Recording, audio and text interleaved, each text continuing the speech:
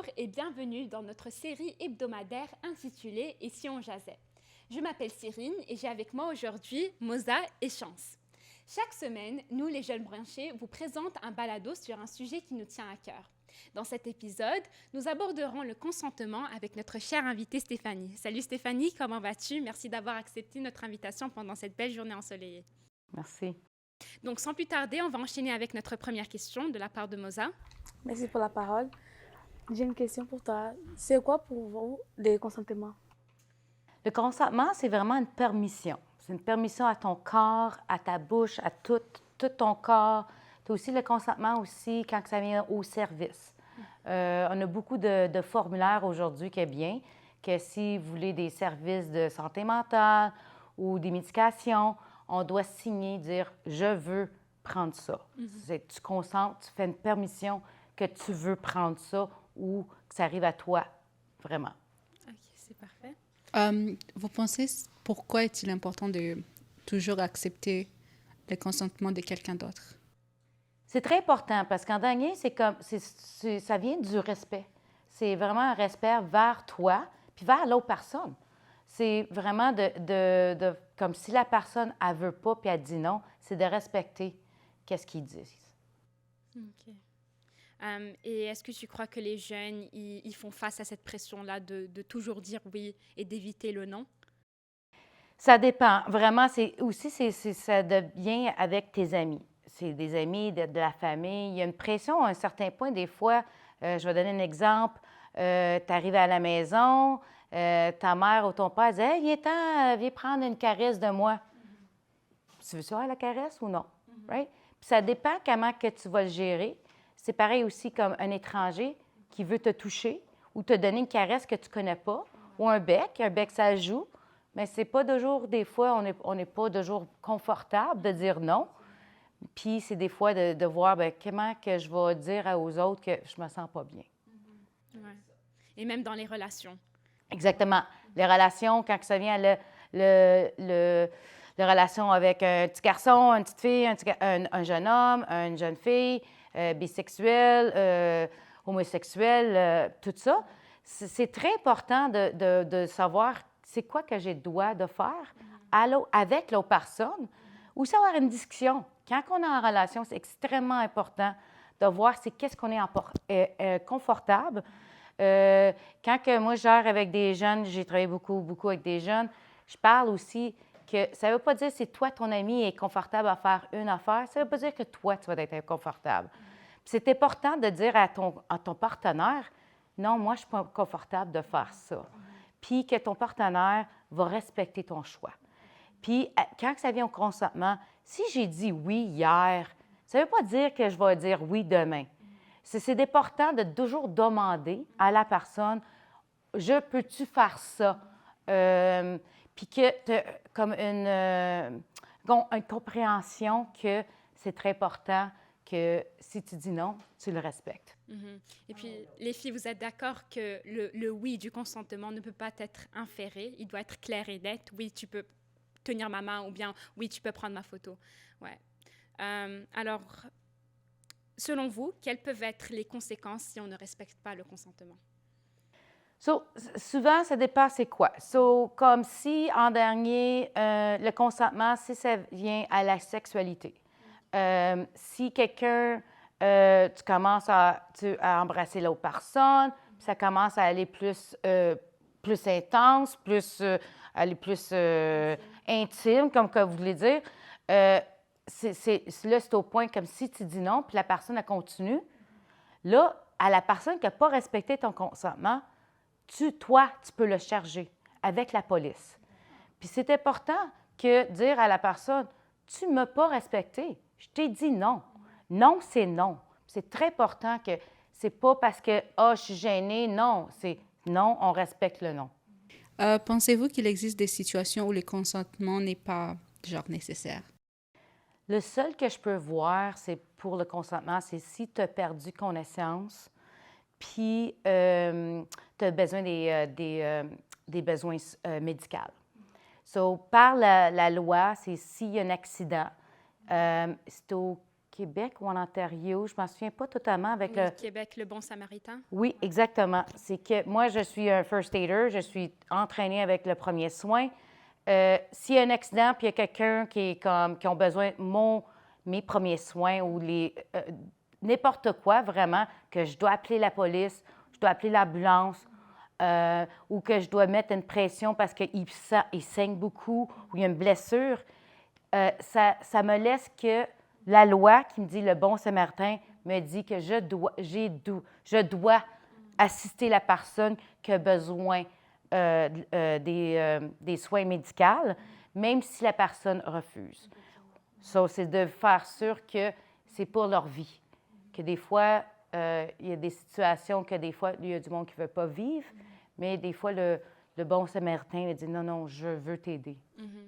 Et vous pensez de quoi sur l'idée que si un enfant est mineur, s'il a moins de 18 ans, c'est les parents qui peuvent toujours prendre la décision pour leur enfant? Par exemple, un enfant de 6 ans, c'est les parents qui disent oui ou non. Pour la photo, oui ou non. Pour la sortie, oui ou non. Pour n'importe quelle décision qui concerne l'enfant. Moi, j'ai pas d'enfants, mais moi, j'avais un conjoint avec des enfants. Pour moi, c'est très, très important de demander à l'enfant, même s'il a 12 ans et moins. Tu dois le demander. C'est pareil quand on rentre dans une chambre d'un enfant, un ado, puis vous pouvez peut-être voir avec vos parents, il cogne, puis il rentre. Bien là, ben non, attends, je te concentre de dire, je te donne la permission de rentrer dans ma chambre. C'est une façon à dire à ton parent, non, tu es dans ma chambre, puis je ne te concentre pas. C'est la même affaire pour des jeunes enfants. La seule affaire avec les jeunes enfants, des fois, ils ne savent pas. C'est l'adulte aussi à apprendre puis dire, c'est correct si mon oncle ou ma tante dit, viens prendre une caresse de ma tante ou mon oncle, puis c'est correct de l'enfant dit non. C'est vraiment l'éducation avec les enfants. Puis l'affaire, c'est que quand on est plus jeune, des fois, on ne comprend pas toujours. C'est de vraiment l'expliquer d'une façon que le jeune enfant va comprendre. Les ados, en général, 12 et plus, ils ont le droit de consentement avec des services de santé mentale. Ils ont le droit de dire, non, je ne veux pas prendre les pilules-là, ça me rend malade. Puis c'est très, très important d'écouter, parce que moi, je travaille beaucoup avec des jeunes, c'est très, très bon, parce qu'en dernier, c'est votre corps. Puis si ça t'affecte d'une façon que tu ne te files pas bien, c'est pas cool, ça. Puis moi, je me dis, c'est très important d'avoir vos opinions de qu'est-ce que vous voulez faire. Comment on peut s'assurer qu'un oui est donné librement et sans pression? C'est dur, ça, parce qu'en dernier, tout le monde veut se faire accepter. Right? So, si on est des amis, Hey, viens-t'en, on doit faire une party. Hey, viens-t'en, je vais prendre une bière. T'en veux-tu une? Non. Mais là, en dernier, la pression, tu dis, OK, tout le monde me regarde. Ils vont-tu m'accepter? Je dis non. Mais des bons amis vont l'accepter que tu as dit non. So, moi, je m'avais dit, si tu es des bons amis, tu t'entoures avec du bon monde, ils vont comprendre qu'en dernier, c'est un respect. C'est un respect par tout le monde. Si toi, tu ne veux pas l'essayer ou tu ne veux pas faire quelque chose, c'est un respect pour tout le monde. Puis pour toi. Mais dans ce genre de cas, il y a d'autres amis qui commencent genre à se moquer de toi, genre comme t'es nul, tu veux pas faire ça pour ça. Ça arrive souvent. Donc, dans ces cas-là, est-ce que tu dois genre accepter parce que c'est tes amis ou tu dois... Ton oui sera comment? C'est dur parce qu'en dernier, tu veux garder ton amitié avec ton ami, mais en dernier, comme si tu te mets dans une situation que tu ne te sens pas à l'aise, moi, je suis correcte à avoir une discussion avec ton ami, dire c'est pas cool, man, tu me donnes la pression, pas cool. Tu me bullies, man, lâche-moi, respecte mon nom, je t'ai dit non. Mais ça fait beaucoup pour nous autres que ça prend beaucoup de courage de dire non à tes amis. C'est de voir, c'est que ton ami va-tu vraiment respecter ça? C'est un grand, grand défi pour les amis en général, puis pour vous autres aussi. Moi, je suis très claire en général. Si tu es dans mon espace, je vais dire, tu es dans mon espace, recule-toi. Je suis très directe. Si on n'est pas assez direct, puis on ne dit pas exactement qu'est-ce qu'on ne veut pas, la personne ne peut pas le savoir. Si je touche un bras, touche pas mon bras, right? Si il y a d'autres choses comme si on parle de sexualité, non, je ne veux pas faire ça. C'est vraiment spécifique pour la personne, les autres le sachent, c'est quoi exactement que tu ne veux pas faire. Ça arrive surtout à nous, nos jeunes, genre à l'école. Il y a toujours ce genre de moments. Donc, tu as juste peur de dire oui à cause que tu sais, ça, c'est ton ami, tu veux pas le perdre. Ou je veux pas qu'on se moque de moi, je veux pas perdre mon cercle d'amis. Donc, il faut juste, nous les jeunes, choisir des bonnes amies à nos côtés. Quel conseil darais-tu à quelqu'un qui a vécu une expérience sans son consentement? Ça dépend c'est quoi la situation, mais souvent, quand on parle de consentement, on parle beaucoup de la sexualité. Moi, je vois ça plus ça, surtout que on va être honnête, que la sexualité, des fois, on n'en parle pas assez. Moi, je suis très ouverte quand ça vient à la sexualité, quand ça vient aux jeunes. C'est important de savoir c'est quoi. Puis c'est quoi les affaires qu'on peut faire, pas faire, si on est à l'aise ou pas à l'aise. Puis si quelqu'un était dans une situation qui était « non, je t'ai dit non », puis la personne a continué. Mais en dernier, c'est très dur pour la personne-là. Puis moi, j'ai géré beaucoup de jeunes avec la santé mentale. Ça crée beaucoup de santé mentale. Ça fait beaucoup comme « OK, je m'ai fait violer, là. J'ai dit non, puis la personne m'a touchée ou me forçait à faire d'autres choses que je ne me sens pas à l'aise. » En dernier, il y a une conséquence avec ça. Comme que d'autres situations, des fois, ça peut continuer avec le restant de ta vie. Puis ça peut être comme te dire « OK, j'ai été violée, comment que je peux gérer ça? » Ça va faire une conséquence sur toi, ça va faire une conséquence sur tes amis, ça va faire une conséquence pour tes prochaines relations avec les autres personnes, hommes ou femmes. En dernier, ça fait une grosse conséquence dans ta vie. Puis c'est important d'avoir de l'aide puis ton support. Lorsqu'on parle de cet enjeu-là, on adresse également l'éducation. Est-ce que vous croyez qu'il y a assez de transparence à ce sujet-là, ou bien notre système d'éducation peut faire plus pour adresser la sexualité et le consentement? Moi, personnellement, je trouve que, parce que j'ai travaillé avec beaucoup de jeunes, comme j'ai travaillé avec beaucoup de jeunes, moi, j'ai pas de problème à dire, bon, vous savez-tu comment mettre un condom? Oh my God! Oh, oh, oh. Non, mais c'est super important. Parce qu'en dernier, c'est important pour te protéger, de ne pas tomber enceinte, pas avoir des bébites, comme on dit, de sexualité. C'est important, c'est très important de savoir, mais l'éducation de sexualité en général, je trouve qu'à l'école, il n'y en a pas assez. Puis tous les termes, comme les termes changent, je ne veux pas savoir qu'est-ce qui est décrit dans le livre d'autres choses. Non, moi, je veux savoir comment on le dit en personne. Parce qu'en dernier, c'est bien beau, les gros livres. Ah, ben là, on va parler de ça. Non. On a tous des termes, puis des fois, tu es comme, OK, c'est quoi ça? Parce que moi, je sais juste c'est quoi? Pénis, vagin. Mais là, on sait bien qu'on a d'autres mots pour ça. Puis des fois, tu te sens comme, OK, là, qu'est-ce qu'il me dit? Parce que je ne l'ai pas appris à l'école. Puis on l'apprend souvent de d'autres mondes. Puis des fois, ce n'est pas toujours la bonne éducation ou la bonne information. Moi, personnellement, j'aimerais ça que les adultes aient une affaire plus ouverte. Puis vraiment avoir une meilleure explication, c'est quoi?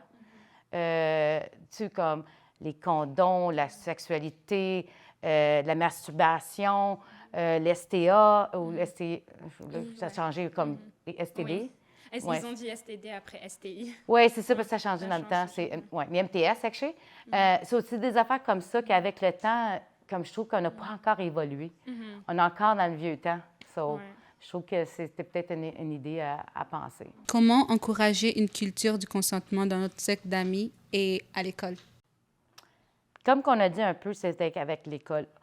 Si on est capable de le mettre en éducation, puis avoir une discussion comme qu'on fait tout de suite, comme une discussion comme fluide, comme genre, on va utiliser les thèmes qu'on connaît. On peut ouvrir un livre, il n'y a pas de problème. Mais avoir des bonnes discussions vraiment ouvertes, puis pas rire aussi avec d'autres mondes. Il n'y a pas tout le monde qui sait.